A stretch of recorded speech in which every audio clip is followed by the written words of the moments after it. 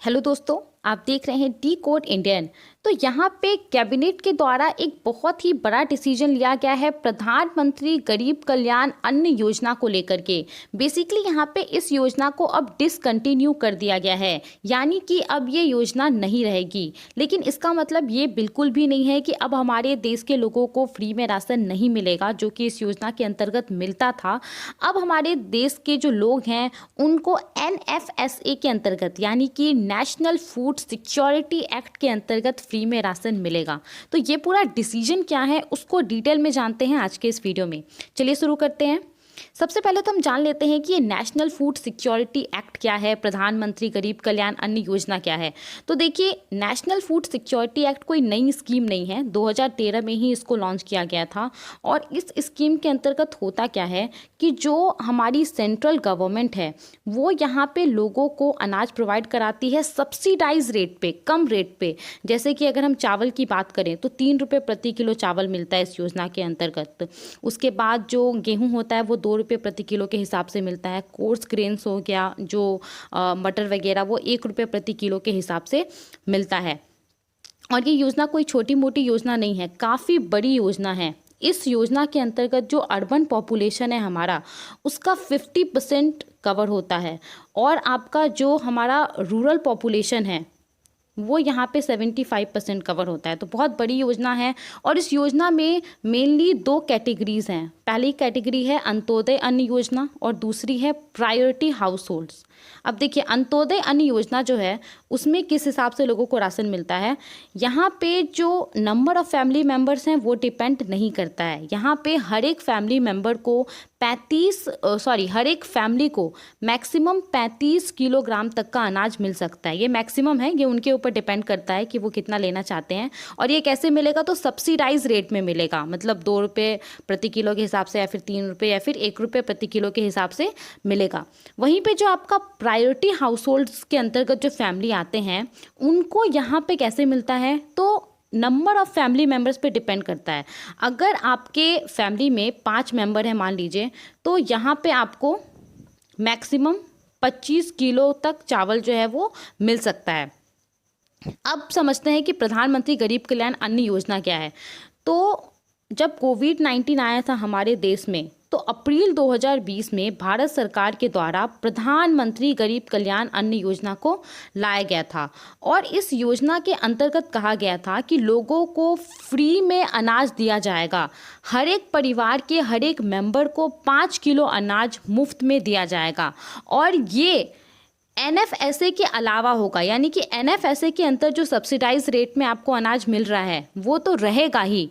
उसके अलावा आपको 5 किलो हर एक फैमिली मेंबर को, हर एक परिवार के जो भी इस योजना के अंतर्गत कवर होते हैं उनको भारत सरकार देगी। बहुत बार इस योजना को एक्सटेंड किया गया और अभी जो तकरीबन 7 बार इस योजना को एक्सटेंड किया गया था, लेकिन अभी 31 दिसंबर को ये अंत होने वाला था इसका, तो इसको अभी यहाँ पे एक्सटेंड नहीं किया गया है।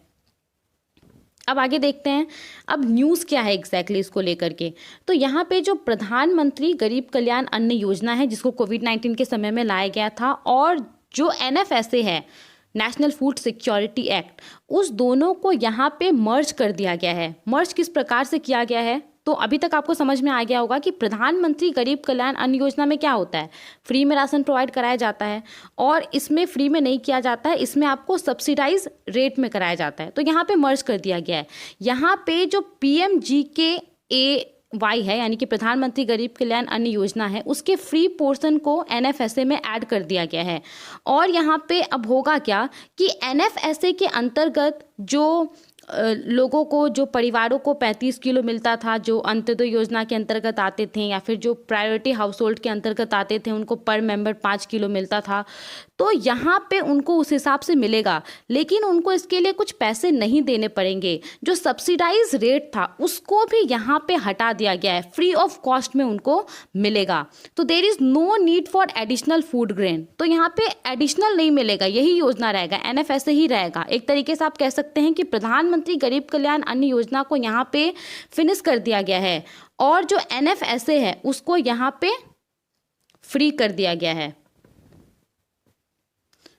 तो तकरीबन इससे 80 करोड़ लोगों को यहाँ पे फ़ायदा होने वाला है। और ऐसा नहीं है कि ये स्कीम हमेशा चलेगा, यहाँ पे इस स्कीम का टाइम पीरियड रखा गया है 1 ईयर, यानी कि 31 दिसंबर 2023 तक जो है ये स्कीम रहेगी। इसके बाद गवर्नमेंट देखेगी क्या आगे चल करके भी फ्री में लोगों को देने की ज़रूरत है या नहीं है, या फिर सब्सिडाइज रेट में कर दिया जाए, वो गवर्नमेंट के ऊपर है। लेकिन अभी 1 साल तक के लिए इस योजना को लाया गया है। अगर मैं आपको एग्जैक्टली बताऊं तो एग्जैक्टली यहाँ पे 81.35 करोड़ लोगों को इसका फ़ायदा होने वाला है। और इसका सारा का सारा खर्च गवर्नमेंट केंद्र सरकार जो है वो बियर करेगी, जो कि 2 लाख करोड़ रुपए के आसपास आने वाला है। नाउ आपके दिमाग में एक सवाल आया होगा कि प्रधानमंत्री गरीब कल्याण अन्न योजना इतनी अच्छी योजना थी, तो यहाँ पे गवर्नमेंट ने इसको बंद क्यों किया? तो देखिए इसका एक सिंपल सा रीज़न ये है कि सरकार के पास जो फूड ग्रेन्स का स्टॉक है उसमें काफ़ी ज़्यादा कमी हो रही थी महीना पर महीना। तो उसके वजह से भारत सरकार ने यहाँ पे ये डिसीजन लिया था। यहाँ पे जो हमारा आपको पता होगा कि केंद्र सरकार के पास हर एक समय एक फिक्स अमाउंट में एक फिक्स क्वांटिटी में जो अनाज है वो रहना चाहिए, जो भी आपका वीट है या फिर जो राइस है वो रहना चाहिए। तो यहाँ पे वो कम हो गया था। हालांकि जो राइस का स्टॉक है वो तो यहाँ पे कंफर्टेबल था, ठीक ठाक था, लेकिन जो वीट का स्टॉक है वो यहाँ पे जितना रिक्वायरमेंट होता है उससे थोड़ा सा ही ज़्यादा था। तो इसीलिए भारत सरकार को ये डिसीजन लेना पड़ा है। और इसके अलावा यहाँ पे अगर भारत सरकार इसको डिसकंटिन्यू करती है तो यहाँ पे भारत सरकार का तकरीबन 15,000 करोड़ रुपए जो है हर महीने बचने वाला है, और हर साल 1.8 लाख करोड़ रुपए की बचत होने वाली है। इसके अलावा हम यहाँ पे बात करते हैं कि इन दोनों को मर्ज क्यों किया गया है, तो उसका भी यही रीज़न है। पहला रीज़न तो आपका यही हो गया कि जो फूड ग्रेन का स्टॉक है वो यहाँ पे कम हो रहा था। अगर हम बात करें पिछले साल, तो पिछले साल 30 नवंबर 2021 तक जो फूड ग्रेन का स्टॉक था वो 591.56 लाख मैट्रिक टन था। और इस साल अगर हम बात करें तो इस साल ये आपका 305.69 लाख मैट्रिक टन है, तो वो यहाँ पे कम हो रहा था। इसके अलावा हायर इकोनॉमिक कॉस्ट भी था जो पर क्विंटल होता है राइस का, तो वो भी बढ़ रहा था। तो इसके हिसाब से भारत सरकार ने ये डिसीजन लिया है। आई होप आपको ये सभी बातें समझ में आ गई होंगी। आप इन सब के बारे में क्या सोचते हैं, हमें अपना ओपिनियन ज़रूर बताएं।